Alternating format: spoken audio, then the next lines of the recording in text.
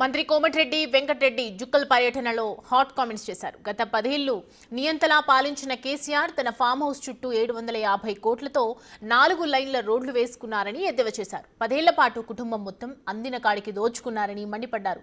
1,00,000 కోట్లు ఖర్చు పెట్టి కాళేశ్వరం కడితే అది కూలేశ్వరం అయిందని విమర్శించారు. గత ప్రభుత్వంలాగా నియంత పాలన చేయట్లేదని తెలిపారు. కాంగ్రెస్ ఇచ్చిన హామీలనే కాకుండా ఇవన్నీ హామీలు కూడా నెరవేరుస్తుందని తెలిపారు.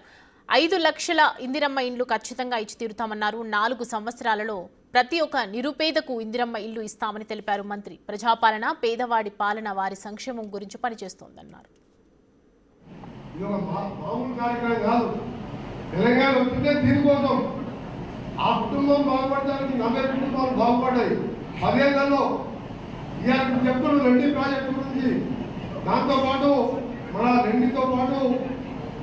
నాగమల్లి బాలయ్య తప్పకుండా చెప్తున్నా, మా జిల్లాకి చెందిన minister irrigation minister Uttam Kumar Reddy గారు మా జిల్లా వాడే.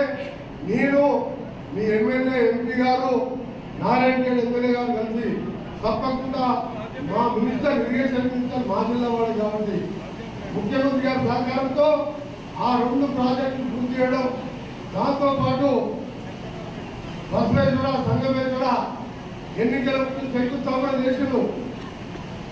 ఇవాళ మాట్లాడుతున్న దాని గురించి సిగ్గుండా మాట్లాడడానికి మల్లన్న సాగర్ ఎప్పుడు పూర్తి చేసినాం, కూలిపోయిన కాళేశ్వరం కట్టినాం, కూలిపోయింది, 1,00,000 కోట్లు అప్పయింది. మరి అప్పుడు బస్ వేసుకోవడం ఎక్కువ జ్ఞాపకం రాలేదా? ఇది ఒక మామూలు కార్యక్రమం కాదు.